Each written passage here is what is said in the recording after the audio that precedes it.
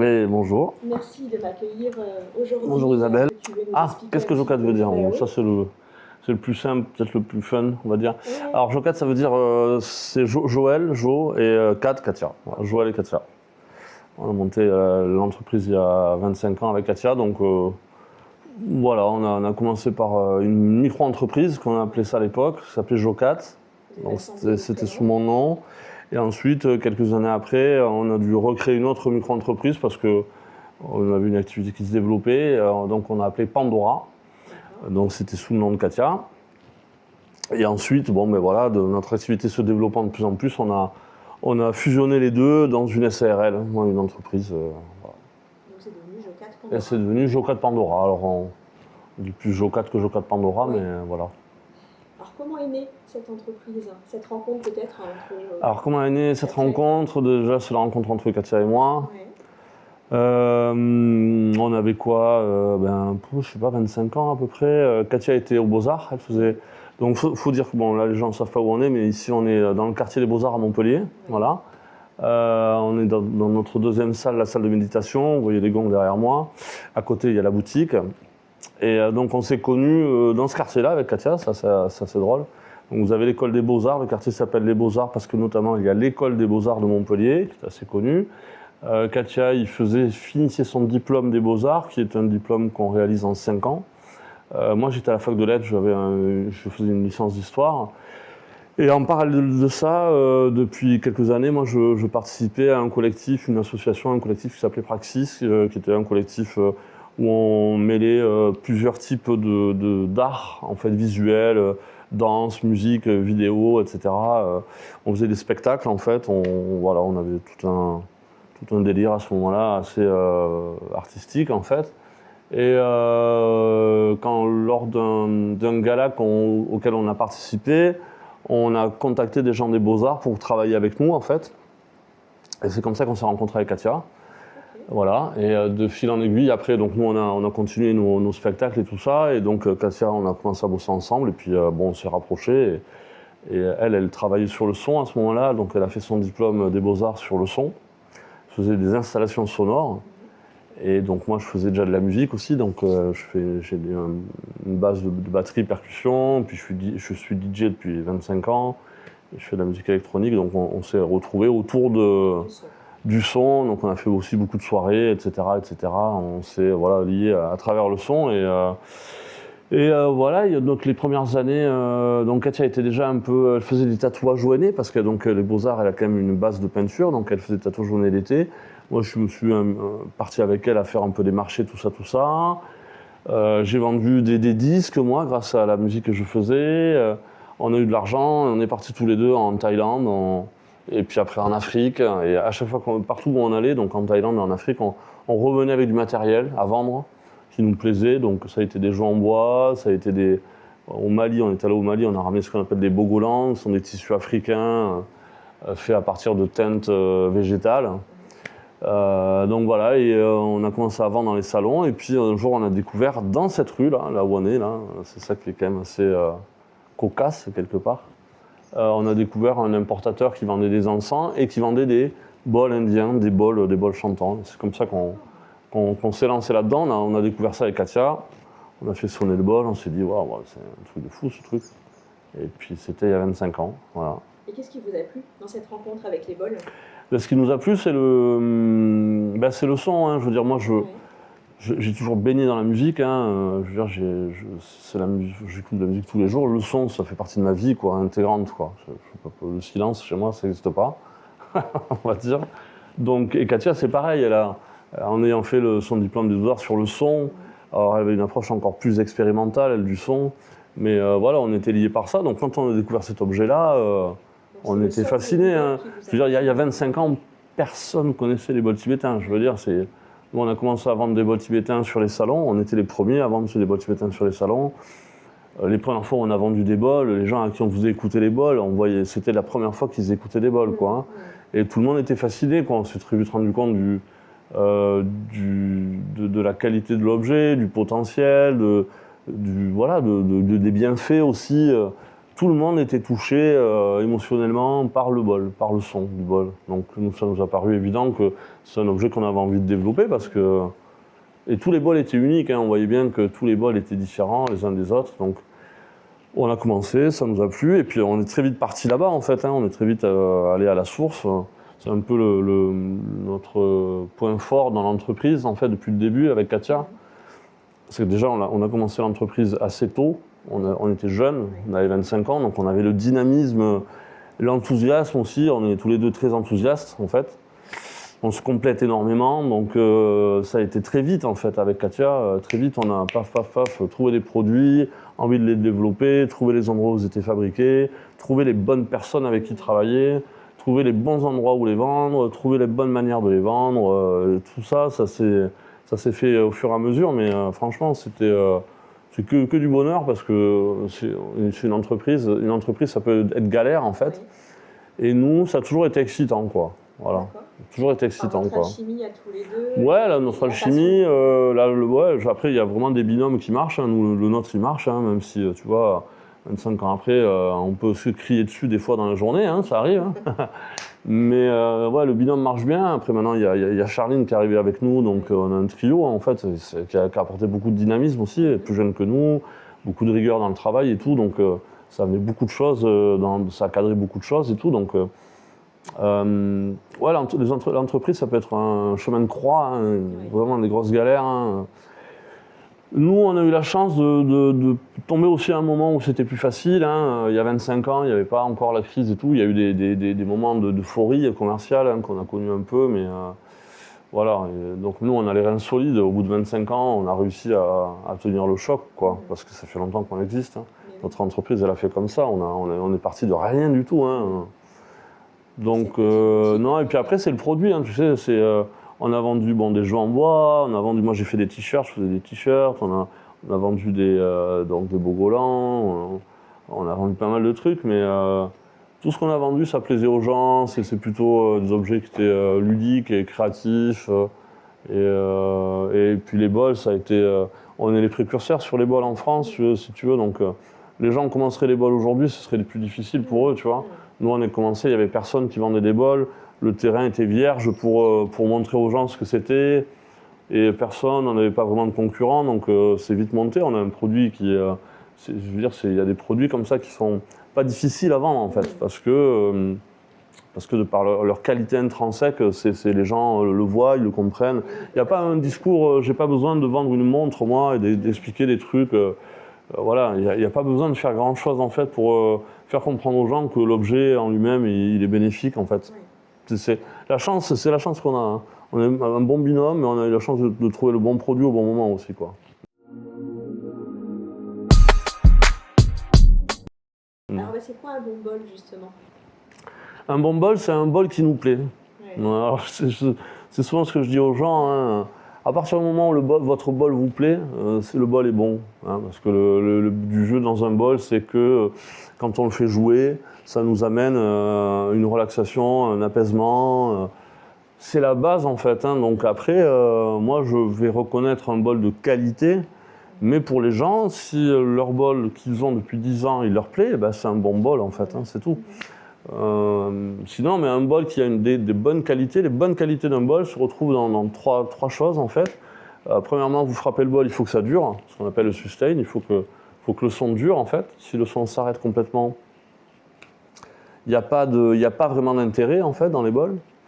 Deuxièmement, c'est les harmoniques en fait que dégage un bol, c'est-à-dire que vous frappez un bol, il faut que ce soit beau, voilà, il faut que ça dure, mais il faut que ce soit beau. Hein. Si ça dure mais que le son est dégueulasse, il n'y a pas d'intérêt. Donc il faut quand on le frappe qu'il y ait de belles harmoniques, etc. Et ensuite c'est le côté vibratoire en fait. Voilà. C'est-à-dire que les bols, on recherche aussi la vibration.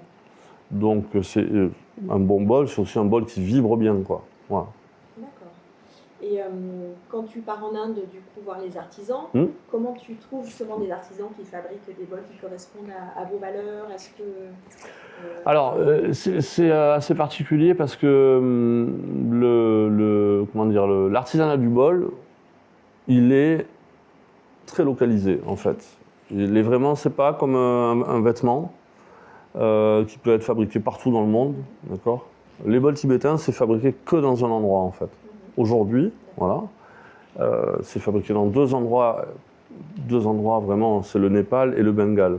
Le Bengale, c'est vraiment la région traditionnelle de fabrication des bols depuis plus de 50, 60 ans, en fait. Hein. Voilà, c'est assez ancien. Après, donc nous, on n'a pas besoin de... À chaque fois que je vais en Inde, je ne vais pas chercher un nouvel artisan parce qu'il n'y en a pas, en fait. Voilà. C'est-à-dire que la fabrication des bols, elle est presque... En fait, si vous voulez, en Inde, il y a quand même ce principe des castes.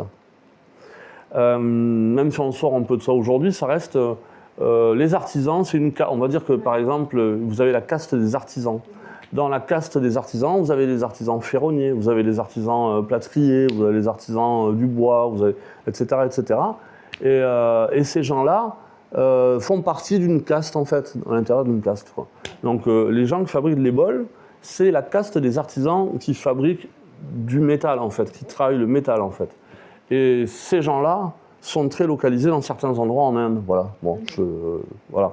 Donc vous ne pouvez pas avoir des bols qui sont fabriqués au Karnataka ou à Goa ou au Pendjab ou je ne sais pas où. Non, les bols sont fabriqués dans un endroit précis actuellement. Ensuite, on a des bols anciens qui viennent d'autres États, hein, parce qu'en Inde, ce n'est pas des régions, c'est des États. Hein, c'est comme... Donc vous avez le Bengale aujourd'hui, mais moi j'ai des bols anciens qui viennent de l'Assam, donc de Manipuri, qui est vraiment le nord à la frontière Bangladesh et Chine-Tibet.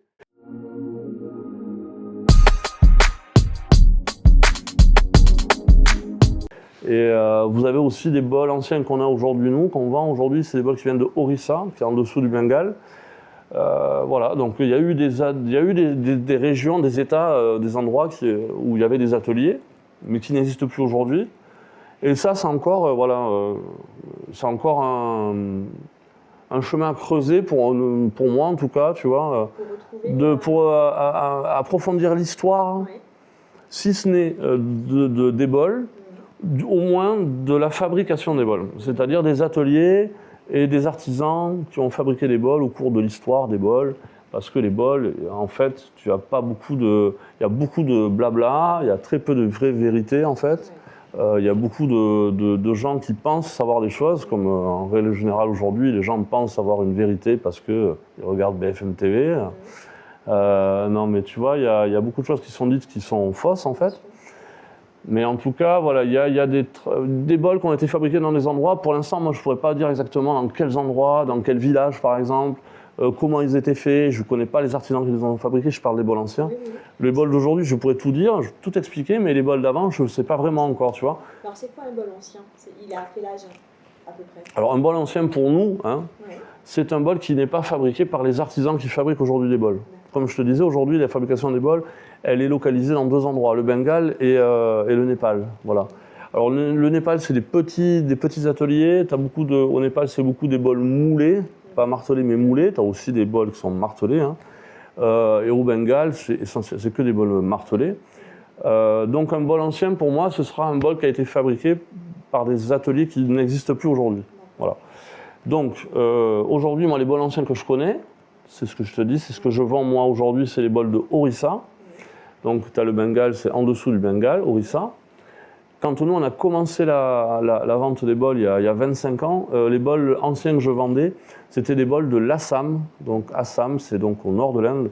Et c'était des bols complètement différents, des bols en assiette comme ça, avec des bords assez épais, pas très gros, des bols magnifiques, voilà.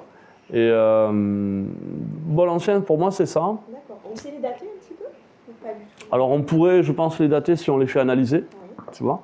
Moi, je ne m'engage pas à dire comme certains bols antiques, plus de 200 ans, ou bols, je ne vois pas comment on peut affirmer ce genre de choses.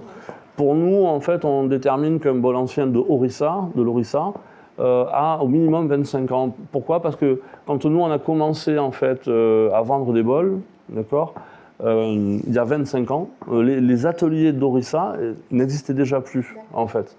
Donc, je peux dire ça. Hein. Je ne m'engage pas à dire plus, et de toute façon, ça m'est égal, en fait.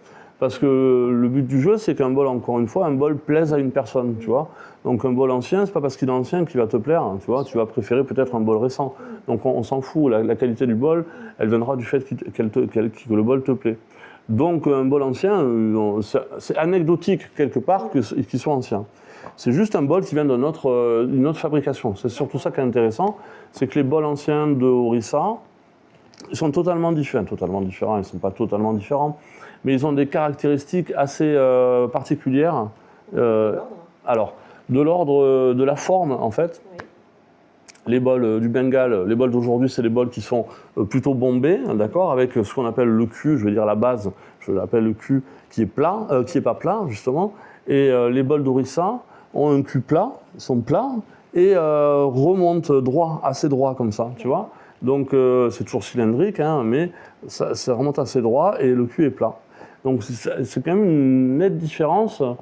Tu vois, j'aurais bien aimé voir par exemple la fabrication, parce que quand tu vois comment sont fabriqués les bols aujourd'hui, tu comprends la forme en fait. Hein, tu comprends la forme parce c'est une plaque et on la forme comme ça.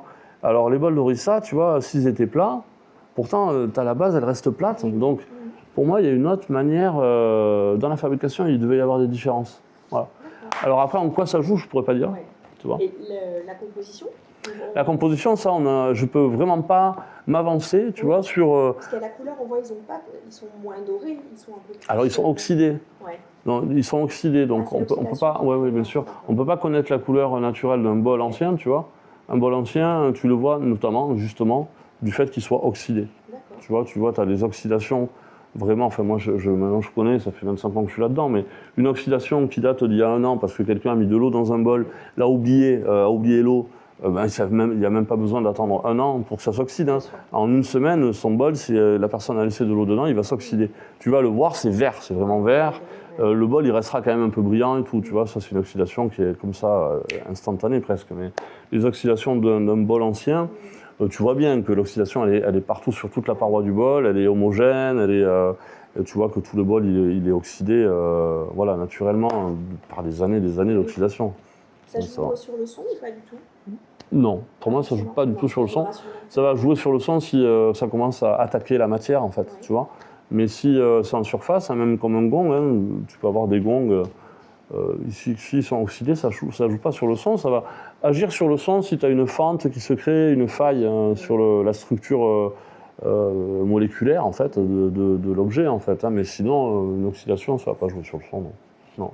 D'accord. Merci parce que c'est super intéressant de parler des bols anciens, parce que c'est vrai qu'on peut lire tout et n'importe quoi à leur sujet. Donc, ouais, et puis ce serait vraiment...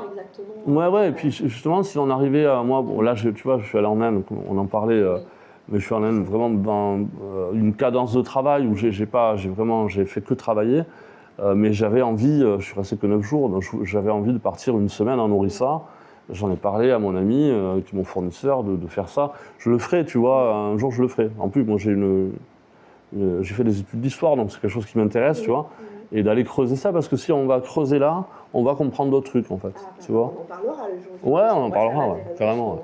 Ouais. L'histoire des bols, c'est fascinant parce que tu vois quand même, moi ce que je comprends quand même, hein, après 25 ans, c'est que la personne avec qui je travaille depuis 20 ans, c'est lui qui a quand même été un moteur de la diffusion du bol à travers le monde en fait. Alors nous on a été un moteur en diffusant en France en fait, tu vois, mais même en Europe quoi. Mais lui, c'est lui qui a développé vraiment la fabrication des bols. Et s'il n'avait pas été là, cette personne-là, les bols seraient restés encore autant des bols anciens, parce que les bols anciens, la fabrication, il n'y avait pas autant de production, tu vois.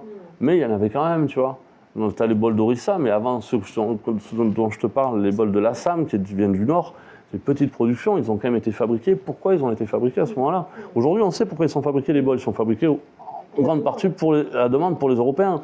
Parce qu'on a développé un principe de sonothérapie, tout ça. Mais il y a 20, 40, 50 ans, 60 ans en arrière, on fabriquait déjà des bols. La sonothérapie, elle n'était pas du tout développée comme elle est aujourd'hui, tu vois. Mais on fabriquait quand même ces bols. Donc pourquoi ?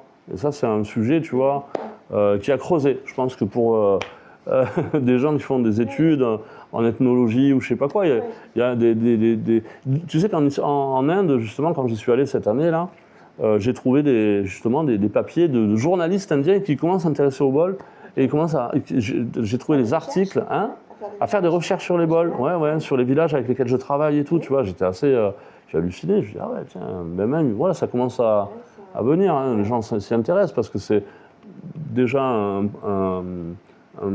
c'est un milieu assez étonnant, mais c'est de l'artisanat, quoi, donc il y a une histoire derrière l'artisanat, quoi, donc. Et justement, ces artisans, comment ils sont perçus en Inde? Comme une caste d'artisans, c'est vraiment ça. C'est ça qui est marrant, hein. Moi je n'avais pas vraiment encore réalisé à ce point ce truc-là. Je suis allé plus d'une quinzaine de fois en Inde, mais dans les ateliers, puis vraiment, je sais pas, après tu t'ouvres de plus en plus l'esprit, mais voilà, je comprends que c'est vraiment, c'est une caste en fait d'artisans, quoi, en fait, tu vois. Une caste qui est valorisée? En fait, en Inde, dans l'hindouisme, tu as des castes qui sont valorisées et d'autres moins, hein, c'est évidemment. Hein. Donc la caste des travailleurs, elle est dans l'échelle moyenne-basse, en fait. Hein.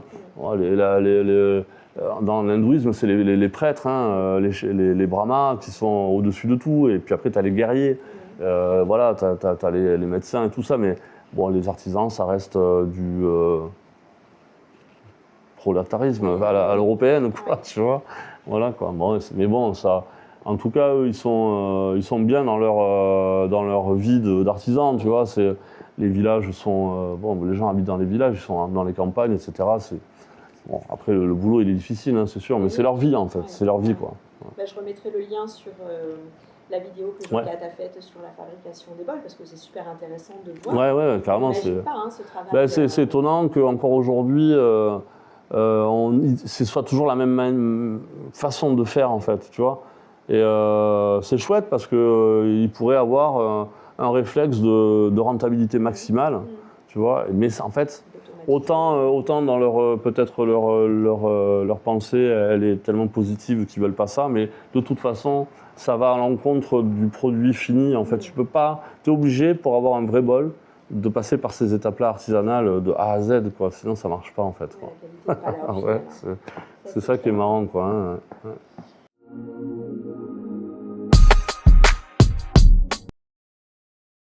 Et alors, on sait qu'il y a plein de questions autour des bols, les métaux. Et les métaux, les métaux, bien sûr. Est-ce que tu veux nous en parler un petit peu Oui, je peux en parler, en fait. Après, c'est toujours pareil, c'est la problématique des fausses vérités, quoi, hein, et des fantasmes qui sont véhiculés, que nous-mêmes avons véhiculés depuis le début, parce que plus tu avances, plus tu apprends. Et au début, tu dis des choses qu'on t'a dit, tu les répètes, en fait. Bon. Donc les 7 métaux, les 7 planètes, les 7 chakras, c'est beau, ça marche bien, c'est linéaire, là, comme ça, mais c'est bancal de toute façon parce que voilà, parce que tu peux pas avoir de l'or et de l'argent dans les bols aujourd'hui, tu n'en avais pas forcément avant non plus, en fait, si tu veux, du plomb, du mercure. Enfin, après, il faut se rendre compte de la réalité de l'histoire, en fait, hein, de quoi on parle, en fait. Hein. On parle d'une mythologie où on veut parler de la réalité, quoi. Aujourd'hui, les bols, c'est du bronze, en fait, hein, c'est du cuivre et de l'étain à 99%. Tu as 1% avec un mélange de plein de métaux. Moi, quand je fais analyser mes bols, je les ai fait analyser en 25 ans 3 fois. La dernière fois que je les ai fait analyser encore, aujourd'hui, on a plein de métaux à l'intérieur, mais c'est des résidus, d'accord, mais qui ne sont pas mis volontairement, en fait. Si tu veux, c'est des résidus qui sont dans les métaux d'origine, que sont le cuivre, l'étain. Il y a un autre métal qui est le platine. Mais tu as plein de métaux, en fait, mais surtout, c'est du bronze, en fait. Voilà. Et tous les bols ont toujours été fabriqués comme ça. Les bols anciens, peut-être, effectivement, qui peuvent avoir une composition différente. Mais j'en ai aucune idée. Je n'ai toujours pas analysé. Il faudrait que je le fasse un jour, faire analyser des bols anciens, pourquoi pas, hein, c'est vrai que je pourrais le faire. Mais en fait, ça ne m'intéresse pas vraiment, parce que cette mythologie des 7 métaux, c'est vraiment issu du New Age, quoi. C'est vraiment issu du mouvement New Age, hippie des années 70. Il n'y a aucune raison, en fait, genre des 7 planètes. On a vraiment 7 planètes aujourd'hui encore? Il y a les exoplanètes, il y a des planètes naines, il y a les 7 métaux, je sais pas, c'est 7 chakras. Des chakras, il n'y en a pas que 7. Les notes, c'est pareil, le do chakra. Bon, il y a plein de trucs qui sont très beaux sur le papier, mais en fait, qui ne marchent pas bien quand on veut être rigoureux, d'accord? Alors, les gens n'ont pas envie d'être rigoureux des fois, ils préfèrent avoir cette image, ce fantasme, pourquoi pas. Mais en fait, il n'y a pas besoin, parce que le bol, quand tu le frappes, tu l'écoutes, je veux dire, il n'y a pas besoin d'avoir toute cette histoire-là, en fait. Ouais, voilà. Donc non, les métaux, c'est du cuivre et de l'étain. Aujourd'hui, c'est 98%, c'est du bronze, en fait, et avec des résidus d'autres métaux. Mais non, il n'y a pas d'or, il n'y a pas d'argent dans les métaux aujourd'hui. Les 7 métaux, c'est une appellation. Nous, ça fait longtemps qu'on le dit, hein, mais c'est difficile aussi si tu dis pas que c'est 7 métaux, les gens ils veulent même pas écouter. Mais il faut que les gens arrivent à passer au-delà, en fait. Hein. Un jour, on y arrivera, mais c'est pas si important. Et puis, tu peux avoir un bol qui est fabriqué avec 40 métaux. Si le mec il sait pas fabriquer un bol, ça sonnera pas. Moi, je l'ai vu concrètement, quoi, en fait. Surtout avec des gonds, notamment, j'étais allé faire une vidéo. J'étais allé en Birmanie parce que je vendais des bols de Birmanie. Pour filmer la fabrication d'un bol birman, donc dans un petit village, un truc très très roots. J'ai la vidéo sur YouTube. Et à la fin, donc le bol est fabriqué, c'est magnifique et tout.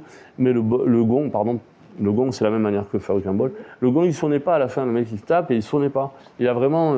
Et le maître du feu, en fait, ce qu'on appelle le maître du feu, qui mettait le gong au feu, qui le ressortait, après t'as les hammers comme ça. C'est exactement la même chose pour les bols. Le maître du feu prenait le gong, il le bloquait sur un truc, et puis il tapotait, tac, tac, il faisait 2-3 trucs, et d'un coup, bam, le gong, il donne un coup de gong, boum.